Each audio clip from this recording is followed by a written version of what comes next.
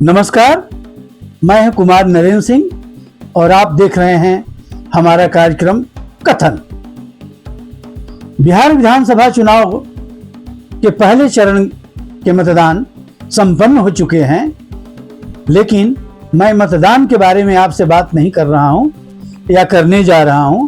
मैं बात करने जा रहा हूं कि प्रथम चरण के चुनाव किन स्थितियों में संपन्न हुए, क्योंकि उन स्थितियों से ही आगे क्या होगा इसका हमें अंदाजा हो सकता है या हम उसके बारे में अनुमान लगा सकते हैं। सबसे पहली बात कि टिकट वितरण के समय से लेकर कुछ दिनों तक, या कहा जाए चुनाव के 10-15 दिनों तक, ऐसा लगता था जैसे महागठबंधन बिल्कुल बिखरा हुआ है, उसमें कोई आपसी तालमेल नहीं है और इनका भविष्य पूरी तरह अंधकारमय है।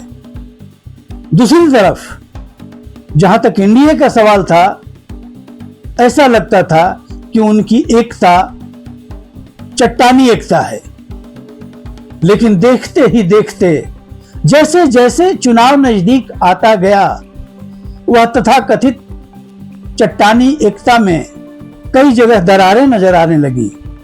न सिर्फ दरारें नजर आने लगी, बल्कि उन दरारों से वो विद्रूप चेहरे भी दिखाई देने लगे जो एनडीए के घटकों के बीच गड़बड़ करने के कोशिश में लगे हुए थे, चाहे वे भाजपा के लोग रहे हों या खुद जदयू के लोग रहे हों। बहरहाल इतना तो लगा कि वह चट्टानी एकता जिसकी बात एनडीए कर रही थी, वह मूल रूप से दिखावटी है और उसके पीछे घात, आघात और प्रतिघात का खेल चल रहा है। ऊपर से लीपापोती के जरिए उसको संभाला तो गया था, लेकिन वह कब तक संभाला जाता, अंततः वह सामने आ ही गया। मैंने देखा, आपने देखा और सबने देखा कि किस तरह भाजपा ने पहली बार नीतीश को बराबरी पर लाया। इसके पहले कभी नीतीश बराबरी पर नहीं थे, वे हमेशा बड़े भाई की भूमिका में रहते थे, लेकिन इस बार भाजपा ने उन्हें सीट बंटवारे को लेकर बराबरी पर ला दिया। दोनों ने 101 सीटों पर चुनाव लड़ने की घोषणा की या तय पाया। अब भाजपा इतने से ही संतुष्ट नहीं थी कि उसने नीतीश को बराबरी पर ला दिया, वह नीतीश को दरकिनार करने की जुगत में भी जुटने लगी। हमने देखा कि यह जो उनकी आपसी एकता थी, किस तरह से धीरे धीरे तार तार होती गई। पहले तो नीतीश ने एक भी मंच प्रधानमंत्री मोदी के साथ शेयर नहीं किया, कहीं भी। बहुत चाहने के बावजूद भी अंततः भाजपा ने नीतीश को मुख्यमंत्री के चेहरे के रूप में प्रस्तुत नहीं किया। या नीतीश जैसे शातिर राजनीतिक खिलाड़ी के लिए समझना कठिन नहीं था कि इसका मतलब क्या है। वे जान गए कि ये मुझे दरकिनार करना चाहते हैं। इधर उनका नाम तो नहीं प्रस्तावित किया भाजपा ने, लेकिन जदयू ने पूरे पटना शहर में पोस्टर लगवा दिया कि अगला मुख्यमंत्री नीतीश कुमार होंगे। और मजे की बात ये कि उस पोस्टर पर किसी भी भाजपा के नेता का फोटो नहीं लगा था, अकेले नीतीश कुमार। कहने का अर्थ कि अब हमें भाजपा के भरोसे को नजरअंदाज कर या उस पर भरोसा न करके चुनाव लड़ना है।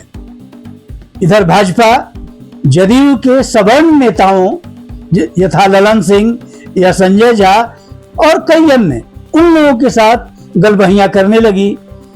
ललन सिंह और संजय झा मोदी जी और शाह जी के साथ उड़न खटोले में उड़ते रहे, लेकिन क्या यह जदयू के कार्यकर्ताओं से ओझल रह सकता था?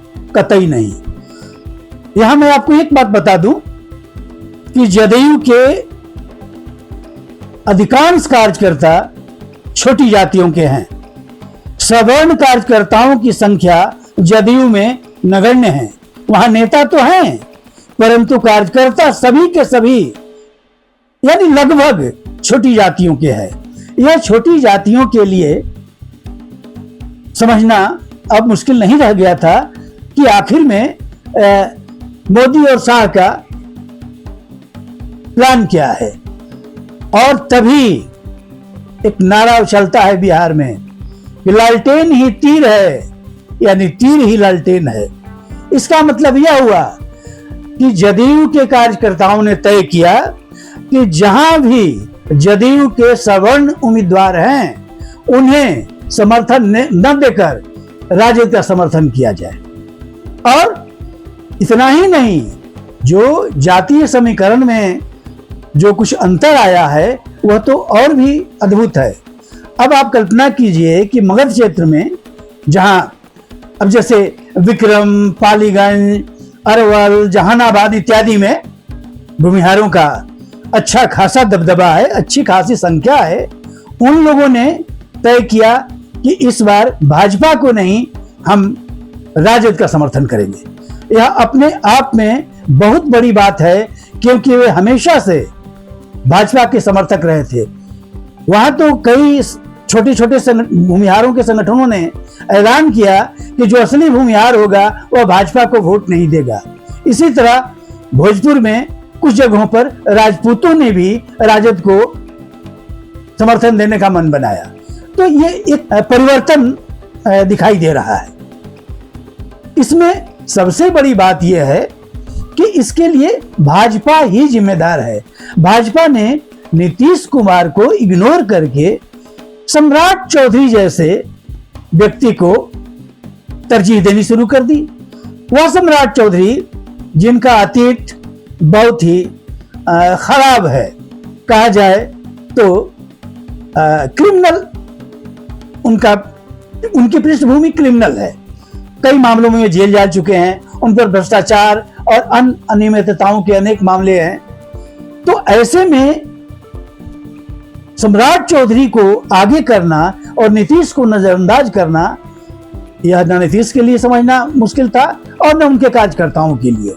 बहरहाल इसके विपरीत महागठबंधन जो बिखरा बिखरा नजर आ रहा था, वह जैसे जैसे चुनाव आता गया उसकी एकता सुदृढ़ होती गई।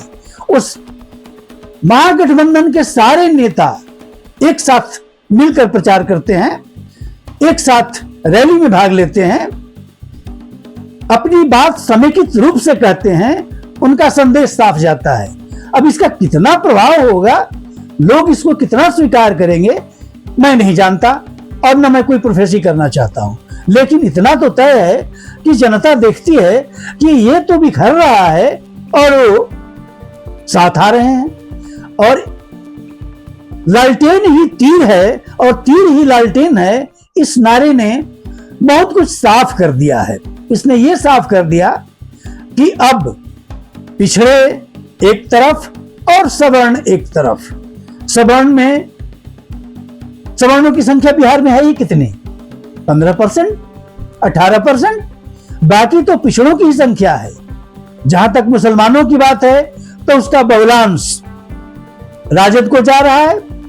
पसमानदा समाज का जो पिछले 2 चुनाव से समर्थन नीतीश को मिल रहा था, उसमें थोड़ी कमी जरूर आई है। उसकी 2 वजहें हैं। एक तो नीतीश ने इस बार मात्र 4 उम्मीदवार उतारे हैं अपनी पार्टी से, जबकि पिछले चुनाव में उनके 11 कैंडिडेट थे। तो उम्मीदवारों की संख्या कम होने से उनके लिए वोट करने का स्पेस भी कम हो गया। वो राजद के लिए, सिर्फ राजद के लिए तो नहीं करेंगे, उन्हें लग रहा है कि हमारा प्रतिनिधित्व जो होता था उसमें कमी आई है, तो बेहतर है कि हम दूसरे को वोट दें। इसलिए पसमानदा समाज का भी एक बड़ा तबका राजद को वोट देगा, यानी महागठबंधन को वोट देगा। लेकिन जहां तक अति पिछड़ों की बात है, वह अभी भी मूल रूप से नीतीश के साथ चट्टान की तरह खड़ा है। यह अलग बात है कि प्रशांत कुमार की जन स्वराज पार्टी ने उसमें सेंध लगाने का बहुत बड़ा काम किया था, लेकिन जिसके बारे में मैंने अभी जिक्र किया, वह स्थिति उत्पन्न होने के बाद अब नीतीश कुमार का वह दांव मुझे नहीं लगता है कि कोई कामयाब होगा, क्योंकि पिछड़े समझ गए कि ये प्रशांत कुमार ने पिछड़ों को टिकट इसलिए दी है कि नीतीश कुमार को कमजोर किया जा सके। ऐसे में पिछड़ों ने प्रशांत कुमार को बिल्कुल छोड़ दिया है, लगभग छोड़ दिया है। मुझे जो रिपोर्ट मिली है बिहार के चुनाव पर प्रथम फेज में, तो उन लोगों ने बताया कि बड़ा मुश्किल है। वो तो लगभग अब नगेंद्र प्रशांत किशोर अवांछित हो चुके हैं, पिछड़े समझ गए हैं कि वे वोट हमारा काट रहे हैं। अब आइए मुद्दों की बात पर। मुद्दे दूसरे फेज के मतदान को निश्चित रूप से प्रभावित करेंगे। ये पहले फेज में जो मुद्दे उठे ये अभी बंद नहीं हो जाएंगे। एक तरफ महागठबंधन पढ़ाई लिखाई, रोजगार और पलायन के मुद्दे लगातार उठा रहा है, दूसरी तरफ हमारे प्रधानमंत्री जी कनपट्टी जंगल राज की बात कर रहे हैं। किस जंगल की राज की बात कर रहे हैं वो पता नहीं। आप चुनाव लड़ रहे हैं मोदी जी, तो पिछले बिहार में 20 साल से नीतीश की सरकार है, जिसमें ज्यादातर समय आप उनके साथ रहे। तो इन 20 सालों में उनकी उपलब्धि क्या रही, या केंद्र में ही आपकी उपलब्धि क्या रही? आपको तो चुनाव इस पर लड़ना चाहिए था। लेकिन आप तो कह रहे हैं, आप तो बात कर रहे हैं कट्टा और कनपट्टी की। लोग इस बात को समझते हैं। घुसपैठिए का मुद्दा आप लगातार उठा रहे हैं। भाई SIR हुआ, उसमें एक भी घुसपैठिया सामने नहीं आया। इसके बावजूद आप अपनी हर रैली में, अपनी हर मीटिंग में घुसपैठिया करते हैं। क्या बिहार के लोग इतने मूर्ख हैं? क्या बिहार के मतदाता इतना भी नहीं समझते कि इसके पीछे आपकी मंशा क्या है? घुसपैठिया का मतलब होता है मुसलमान, क्योंकि हिंदू घुसपैठिया हो ही नहीं सकता है।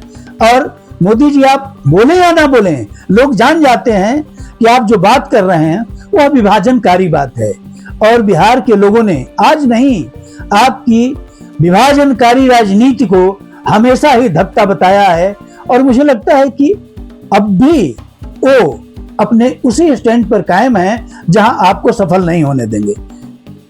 तीसरी बात, आगे का चुनाव पिछले चुनाव का ही रिफ्लेक्शन होगा, मुझे जहां तक लगता है। हम यह बात इसलिए कह रहे हैं, अनंत सिंह का मामला आप ले लीजिए। अनंत सिंह के मामले में जदयू के सवर्ण नेता पूरी तरह एक्सपोज हो चुके हैं। ललन सिंह ने कमान संभाली, क्योंकि अनंत सिंह दुलारचंद यादव की हत्या के आरोप में जेल चले गए और वहां पर कमान संभाली ललन सिंह ने। और ललन सिंह बयान क्या दे रहे हैं कि जो हमारे विरोधी हैं, यानी महागठबंधन के वोटर, उन्हें मतदान देने से रोका जाए। यह बयान ऐसा था जो नीतीश के सीधे खिलाफ पड़ता है। इसका परिणाम यह हुआ कि वहां के मतदाता पूरी तरह से राजद उम्मीदवार के पक्ष में आ गए। अब मुझे नहीं लगता है कि बिमला देवी की जीत में कोई हिच रह गया है। उनकी जीत लगभग सुनिश्चित हो चुकी है और उनकी जीत को सुनिश्चित किया है ललन सिंह ने। नीतीश कुमार यह सब देख रहे हैं, लेकिन चूंकि चुनाव का समय है इसलिए उसे वो रोक नहीं सकते हैं। दोस्तों, प्रशांत किशोर अप्रासंगिक हो चुके हैं। उनका खेल जो नीतीश को कमजोर करने का था, याद करें प्रशांत ने इलेक्शन के पहले कहा था कि नीतीश मुख्यमंत्री नहीं बनेंगे। अब उसका खुलासा हो रहा है, क्योंकि नीतीश कुमार तो आंकड़ेबाजी में उनका कोई जोड़ नहीं है। उन्हें सब पता है कि किस कॉन्स्टिट्यूएंसी में किस जाति का, अति पिछड़े का या सवर्ण का या किसका वोट ज्यादा है, उसी के अनुसार उन्होंने कैंडिडेट दिए। अब इसका प्रभाव उल्टा हो गया। इसका सबसे ज्यादा खामियाजा भाजपा को भुगतना पड़ रहा है।